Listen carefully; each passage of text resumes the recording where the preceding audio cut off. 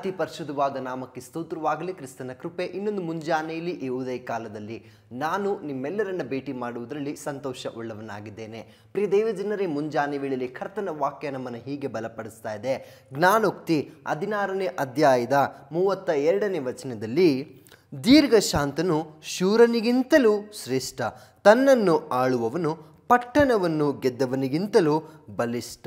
ಪ್ರಿಯ ದೈವಜನರೇ, ಜ್ಞಾನೋಕ್ತಿಯಲ್ಲಿ ಕರ್ತನ ವಾಕ್ಯ ಹೀಗೆ ಬಲಪಡಿಸಿ ಹೇಳ್ತಾ ಇದೆ ಏನಂದ್ರೆ, ದೀರ್ಘಶಾಂತನು ಶೂರನಿಗಿಂತಲೂ ಶ್ರೇಷ್ಠನಾಗಿದ್ದಾನೆ. ಅಂದರೆ ಪ್ರಮುಖವಾಗಿ ನಮ್ಮ ಜೀವಿತದಲ್ಲಿ ನಮಗೆ ಮೊದಲಾಗಿ ಏನು ಬೇಕೋ, ಒಂದು ದೀರ್ಘ ಶಾಂತಿ ಬೇಕು. ಪ್ರಿಯ ದೈವಜನರೇ, ನೋಡ್ರಿ, ಜೀವಿತದಲ್ಲಿ ನಾವು ಅನೇಕ ಬಾರಿ ಎಲ್ಲಿ ತಪ್ಪಿ ಹೋಗ್ತೀವಿ ಅಂತಂದ್ರೆ, ನಾವು ಅರ್ಜೆಂಟ್ ಮಾಡಿ ಅಂದರೆ ಆತುರ ಪಟ್ಟು ನಾವು ತಪ್ಪಿ ಹೋಗ್ತೀವಿ. ನಮ್ಮ ಹೆಜ್ಜೆಗಳು ಎಲ್ಲಿ ಎಡುತ್ತವೆ ಅಂತಂದ್ರೆ, ಆತುರ ಪಟ್ಟು ಏನೋ ಕಾರ್ಯಗಳಲ್ಲಿ ನಾವು ಹೋಗ್ತೀವಿ, ಅಲ್ಲಿಯೇ ನಾವು ಸೋಲನ್ನು ನೋಡ್ತೀವಿ, ಅಲ್ಲಿಯೇ ಅವಮಾನವನ್ನು ನೋಡ್ತೀವಿ, ಅಲ್ಲಿಯೇ ನಮ್ಮ ತಲೆ ತಗ್ಗುವಂತ ಕಾರ್ಯಗಳು ಉಂಟಾಗ್ತದೆ. ಆದರೆ ದೀರ್ಘ ಶಾಂತನು ಶೂರನಿಗಿಂತಲೂ ಶ್ರೇಷ್ಠ ಅಂತ ಸತ್ಯವೇದ ಬರೆಯಲ್ಪಡ್ತಾ ಇದೆ. ಹಾಗಾಗಿ ಪ್ರಿಯ ದೇವಜನರೇ, ದೀರ್ಘ ಶಾಂತನು ಅನ್ನುವಾಗ ಅದಕ್ಕೆ ಉತ್ತಮ ಉದಾಹರಣೆ ಅದು ಯೇಸು ಸ್ವಾಮಿ ಆಗಿದ್ದಾರೆ. ಹೌದಲ್ವಾ ಪ್ರಿಯ ದೇವಜನರೇ? ಆ ಯೇಸುವನ್ನ ದಿನಾಗಲೂ ನಾವು ನೋಡುವಾಗ ಆತನಲ್ಲಿರುವ ಶಾಂತಿ ಅದು ನಮ್ಮಲ್ಲೂ ಕೂಡ ಪ್ರವೇಶಿಸುವಂಥದ್ದಾಗ್ತದೆ. ಆತನಲ್ಲಿರುವಂಥ ಸಮಾಧಾನ ಅದು ನಮ್ಮನ್ನೂ ಕೂಡ ತುಂಬುವಂಥದ್ದಾಗ್ತದೆ. ಹಾಗಾಗಿ ದೀರ್ಘ ಶಾಂತನು ಶೂರನಿಗಿಂತಲೂ ಶ್ರೇಷ್ಠ.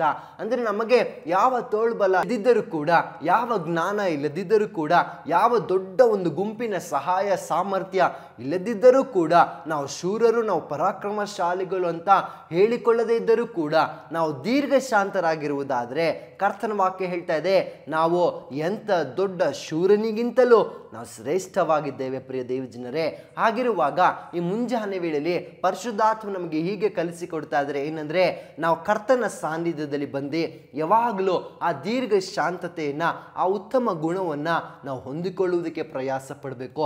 ನಮ್ಮಲ್ಲೊಂದು ದೀರ್ಘ ಶಾಂತ, ನಮ್ಮಲ್ಲೊಂದು ಸಮಾಧಾನದ ಹೃದಯ, ನಮ್ಮಲ್ಲೊಂದು ಶಾಂತಿಯ ಸ್ವಭಾವ ಅದು ಉಂಟಾಗಬೇಕು. ಪ್ರಿಯ ದೇವಜನರೇ, ಆ ಸಂದರ್ಭಗಳಲ್ಲಿ ನಮ್ಮ ಜೀವಿತದಲ್ಲಿ ಏನೇ ಘಟನೆಗಳು ಎದುರಾಗಲಿ, ಏನೇ ಪರಿಸ್ಥಿತಿಗಳು ನಮ್ಮ ವಿರುದ್ಧವಾಗಿ ನಿಂತುಕೊಳ್ಳಲಿ, ನಾವು ದೀರ್ಘ ಶಾಂತನು ಅಂತ ಇರುವಾಗ ನಾವು ಅದನ್ನು ಜಯಿಸಬಹುದು, ನಾವು ಅದನ್ನು ದಾಟಿ ಮುಂದೆ ಸಾಗಬಹುದು.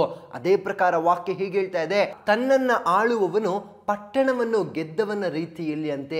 ಪ್ರಿಯ ದೇವಜನರೇ, ನಮ್ಮನ್ನು ನಾವು ಕರ್ತನ ಸಾನ್ನಿಧ್ಯದಲ್ಲಿ ಕೊಟ್ಟು ನಮ್ಮ ಜೀವಿತವನ್ನ ಸರಿಯಾದ ಮಾರ್ಗದಲ್ಲಿ ನಡೆಸುತ್ತಾ ಹೋಗುವಾಗ, ನಮ್ಮನ್ನು ನಾವು ಆಳುವಾಗ ನಾವು ಪಟ್ಟಣವನ್ನು ಗೆದ್ದ ರೀತಿಯಲ್ಲಿ ಇರ್ತದಂತೆ. ಅಂದರೆ ಎಷ್ಟು ದೊಡ್ಡ ಜಯದ ಶಕ್ತಿ ಆ ದೀರ್ಘ ಶಾಂತ ಗುಣದಲ್ಲಿ ಉಂಟು ನೋಡ್ರಿ.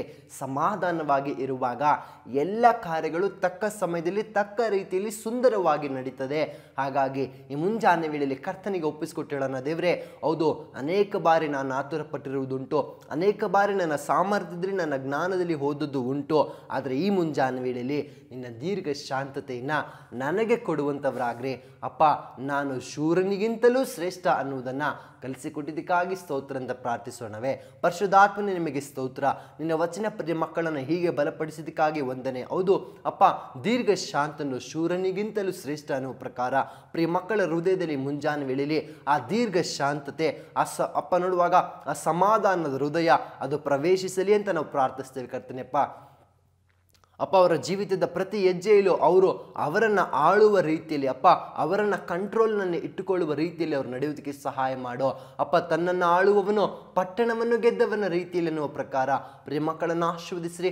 ಅವರಿಗೆ ಎದುರಾಗಿರುವ ಏನೇ ಕಾರ್ಯಗಳಾದರೂ ಕೂಡ ಅವರು ಜಯಿಸುವಂತೆ ನೀನು ಸಹಾಯ ಮಾಡು. ಈ ದಿನದಲ್ಲಿ ನಿನ್ನ ಸಮಾಧಾನ, ಶಾಂತಿ ಅವರನ್ನು ಪ್ರವೇಶಿಸಲಿ. ಯೇಸು ಕ್ರಿಸ್ತನ ನಾಮದಲ್ಲಿ ತಂದೆಯೇ, ಆಮೇನ್, ಆಮೇನ್. ದೇವ್ರು ತಾನೇ ನಿಮ್ಮನ್ನು ಆಶೀರ್ವದಿಸಲಿ. Thank you.